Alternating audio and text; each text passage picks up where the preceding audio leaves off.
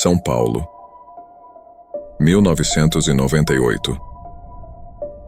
Uma série de desaparecimentos misteriosos de mulheres jovens abala a maior cidade do Brasil.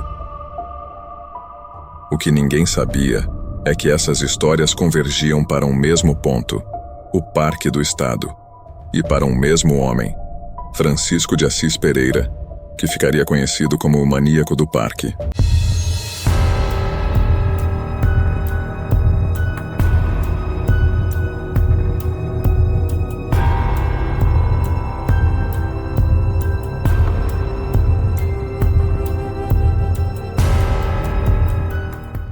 Bem-vindos ao canal Dissecando Evidências.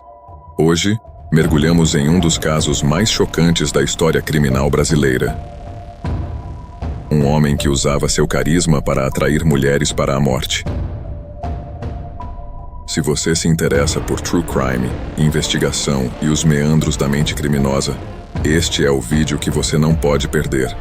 Ative o sininho e prepare-se para dissecar as evidências conosco.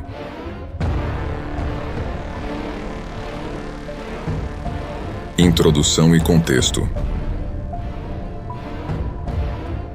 No segundo semestre de 1998, a cidade de São Paulo foi abalada por uma série de crimes que desafiaram as autoridades e aterrorizaram a população.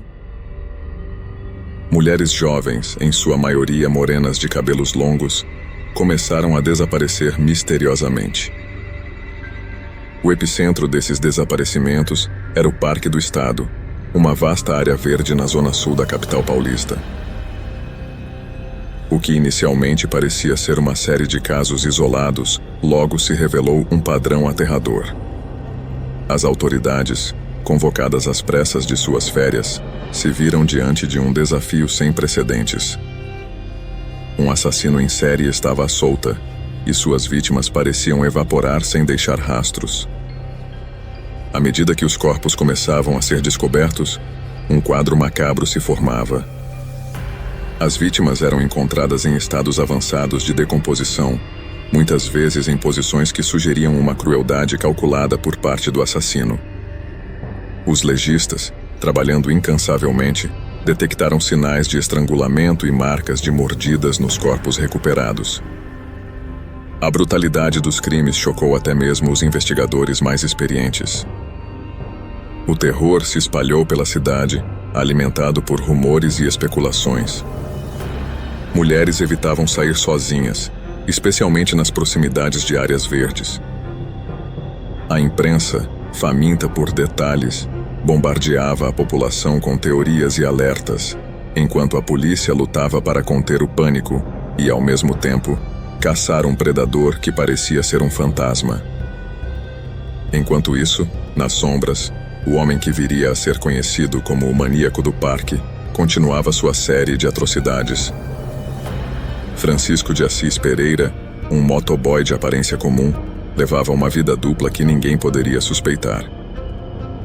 Durante o dia, era conhecido como um trabalhador dedicado e até mesmo como um talentoso patinador que fazia apresentações no Parque do Ibirapuera. À noite, transformava-se em um predador implacável, usando seu carisma e promessas de uma carreira de modelo para atrair suas vítimas. Sua habilidade em se misturar à multidão e sua capacidade de ganhar a confiança das mulheres rapidamente o tornaram o criminoso mais procurado do Brasil. A cidade estava em alerta máximo e a caçada por este monstro com face humana estava apenas começando. O perfil do criminoso. Francisco de Assis Pereira, nascido em Guaraci, interior de São Paulo, era o filho caçula de uma família humilde. Sua infância, marcada por trabalhos simples e pescarias com o pai, não dava indícios do monstro que viria a se tornar.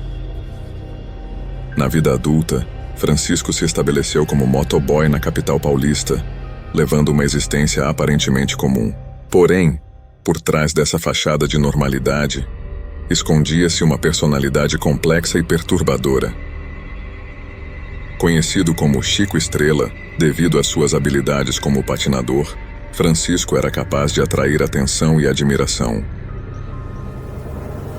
Essa capacidade de se destacar e cativar as pessoas seria instrumental em seus crimes.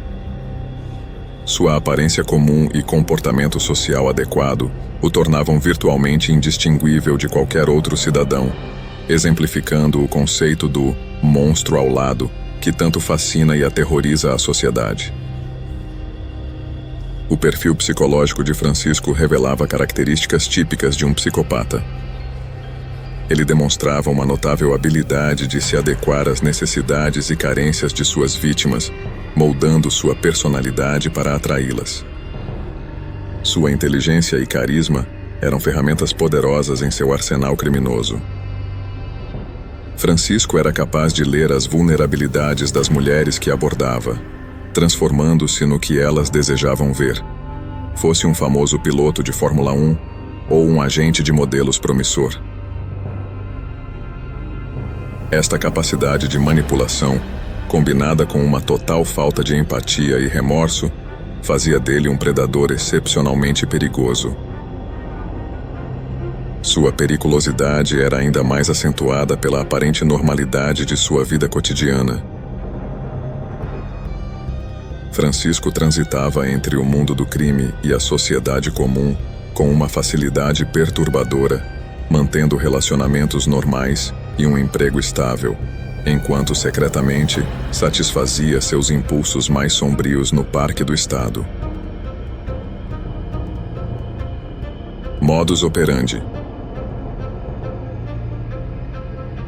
O modus operandi de Francisco de Assis Pereira era meticulosamente calculado, refletindo uma combinação letal de carisma e crueldade.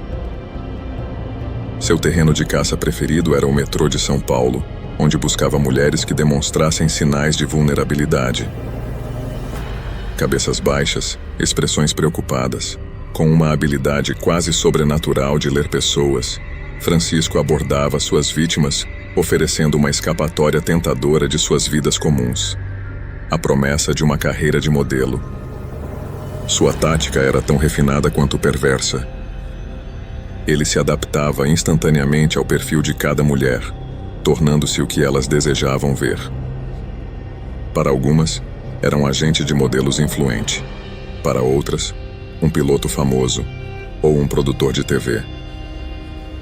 Esta capacidade camaleônica de Francisco era sua arma mais poderosa, permitindo-lhe ganhar a confiança de suas vítimas em questão de minutos. Uma vez conquistada a confiança, Francisco conduzia suas vítimas ao Parque do Estado, um vasto território verde na zona sul de São Paulo. Ali, longe dos olhos da sociedade, sua verdadeira natureza se revelava. A transição do charme para a brutalidade era súbita e aterrorizante. As vítimas eram brutalmente agredidas, estupradas e, por fim, estranguladas. A crueldade de Francisco não conhecia limites. Ele chegava a mostrar os corpos de vítimas anteriores para aterrorizar ainda mais as mulheres em seu poder.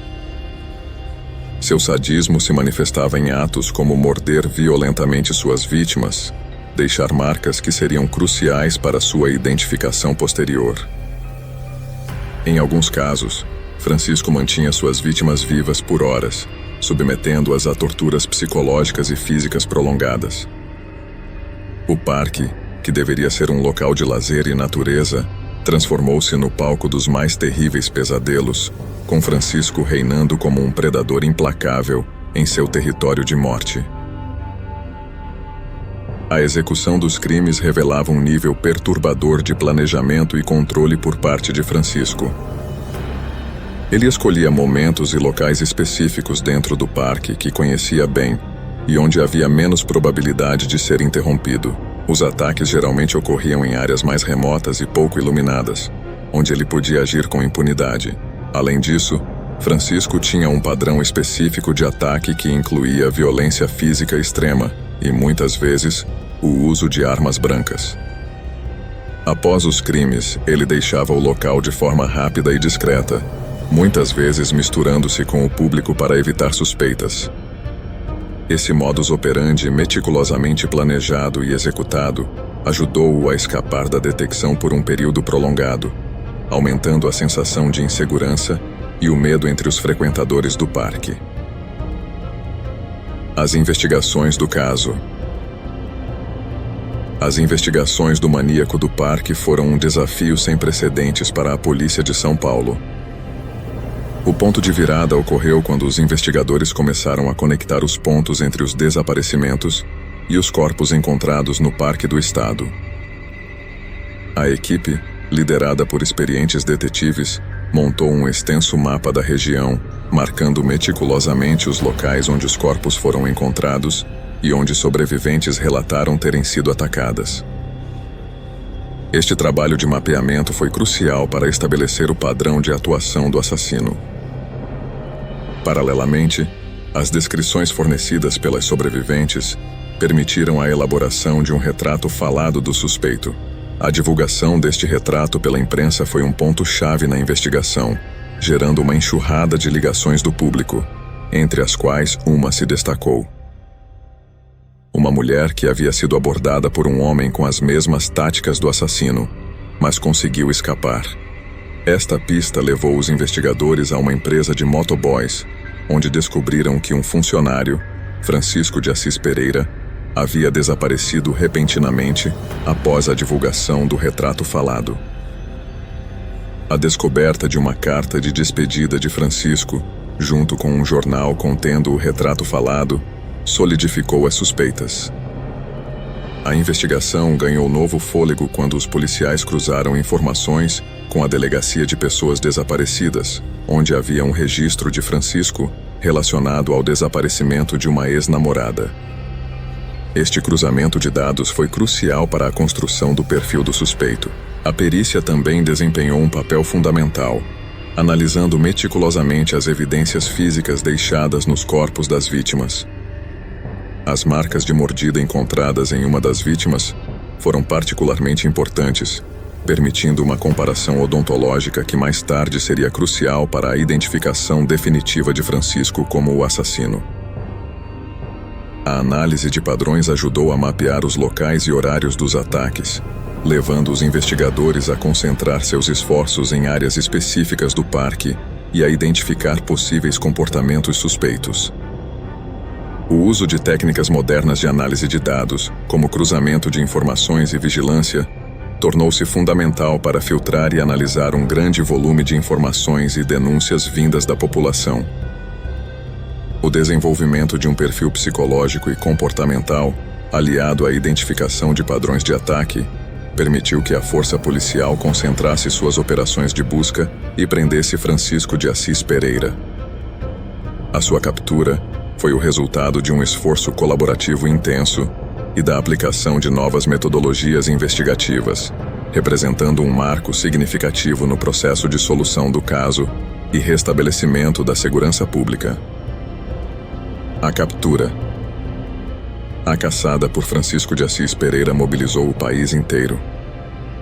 Com seu rosto estampado em todos os jornais e telejornais, ele se tornou o homem mais procurado do Brasil.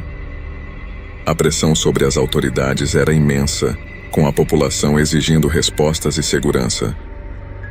Francisco, ciente de que o cerco se fechava, fugiu de São Paulo, iniciando uma fuga desesperada pelo país.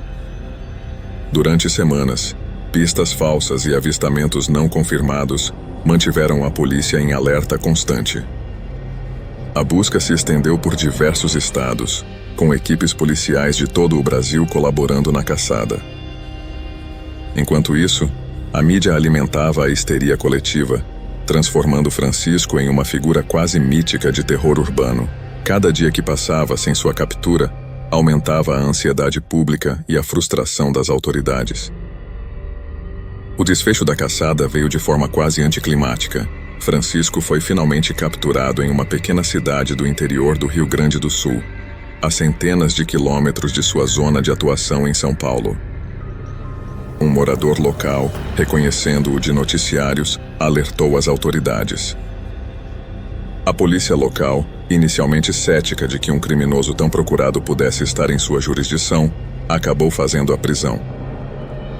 A notícia da captura espalhou-se rapidamente, trazendo um misto de alívio e curiosidade mórbida à população.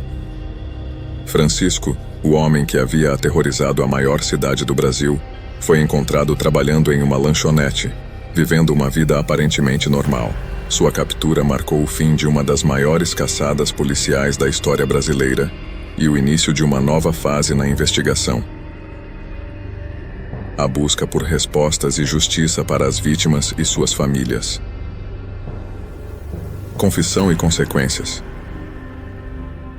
Após sua captura, Francisco de Assis Pereira inicialmente negou todas as acusações, mantendo uma postura de inocência. No entanto, a pressão da evidência acumulada e o hábil trabalho dos interrogadores eventualmente quebraram sua fachada. Em um momento dramático, Francisco pediu para falar com os investigadores e, numa reviravolta surpreendente, confessou detalhadamente seus crimes. Sua confissão foi um relato perturbador de crueldade e sadismo. Francisco descreveu minuciosamente como atraía, torturava e assassinava suas vítimas, revelando uma frieza emocional que chocou até mesmo os policiais mais experientes. Particularmente arrepiante foi seu relato sobre como levava algumas vítimas a ver os corpos de mulheres anteriormente assassinadas, usando o terror como forma de controle. A confissão de Francisco não apenas esclareceu os casos conhecidos, mas também revelou vítimas até então desconhecidas, expandindo a escala de seus crimes. As consequências da confissão de Francisco foram imediatas e de longo alcance. Ele foi formalmente acusado e posteriormente condenado por múltiplos homicídios, recebendo uma das sentenças mais longas na história criminal brasileira. O caso gerou um intenso debate público sobre segurança, especialmente para mulheres em grandes cidades. As falhas no sistema de segurança que permitiram que Francisco agisse por tanto tempo sem ser detectado foram escrutinadas, levando a mudanças nas práticas policiais e de vigilância em áreas públicas. Para as famílias das vítimas, a confissão trouxe um misto de alívio e dor renovada. Enquanto algumas encontraram um fechamento sabendo o destino de seus entes queridos, outras foram forçadas a confrontar a brutal realidade dos últimos momentos de suas filhas, irmãs e amigas. O caso do maníaco do parque se tornou um ponto de referência na criminologia brasileira, estudado por anos como um exemplo dos desafios na detecção e captura de assassinos em série em grandes centros urbanos. Julgamento e sentença. O julgamento de Francisco de Assis Pereira, o maníaco do parque, foi um evento de grande relevância para a sociedade brasileira, marcado por um intenso acompanhamento da mídia e uma enorme repercussão pública. O tribunal enfrentou o desafio de lidar com um caso de extrema gravidade, onde as evidências e as confissões fornecidas pelo réu pintavam um quadro claro de sua culpabilidade. Durante o processo, o promotor destacou a brutalidade dos crimes e a frieza com que Francisco os cometeu, argumentando que a natureza dos atos e a falta de remorso demonstravam a necessidade de uma sentença severa. A defesa, por sua vez, tentou apresentar atenuantes, incluindo alegações de transtornos mentais, na esperança de obter uma redução na pena ou um tratamento mais favorável. O julgamento foi realizado com rigor jurídico e a acusação apresentou um extenso corpo de provas, incluindo depoimentos das vítimas e de testemunhas, além das confissões de Francisco. A estratégia da defesa focou na alegação de que Francisco possuía distúrbios mentais graves, o que, segundo eles, deveria ser levado em consideração ao determinar sua sentença. No entanto, o tribunal teve que equilibrar o reconhecimento das condições psicológicas do réu com a necessidade de garantir justiça para as vítimas e proteger a sociedade de futuros riscos. Finalmente, Francisco de Assis Pereira foi condenado a várias penas de prisão perpétua, sem possibilidade de liberdade condicional. A sentença foi amplamente recebida com um misto de alívio e indignação pela sociedade, que desejava ver a justiça ser devidamente aplicada. O caso do maníaco do parque tornou-se um marco na discussão sobre justiça criminal e a resposta do sistema legal a crimes violentos, influenciando debates sobre segurança pública, políticas penais e direitos das vítimas. Análise psicológica e reflexões finais.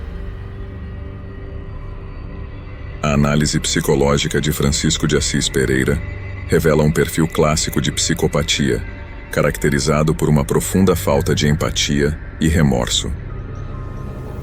Especialistas que examinaram o caso apontaram para sua habilidade excepcional de manipulação e carisma superficial como características típicas de psicopatas. A capacidade de Francisco de levar uma vida aparentemente normal, enquanto cometia atrocidades, demonstra a dualidade perturbadora de sua personalidade. Sua frieza emocional ao descrever os crimes, mesmo após a captura, reforça o diagnóstico de psicopatia.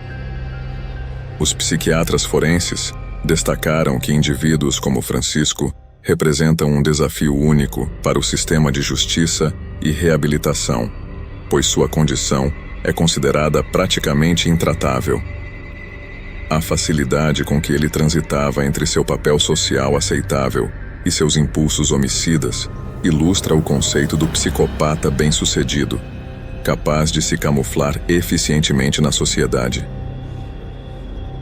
Muitos argumentam que indivíduos com seu perfil psicológico representam um risco permanente para a sociedade, levantando dilemas éticos e práticos sobre encarceramento prolongado versus reabilitação.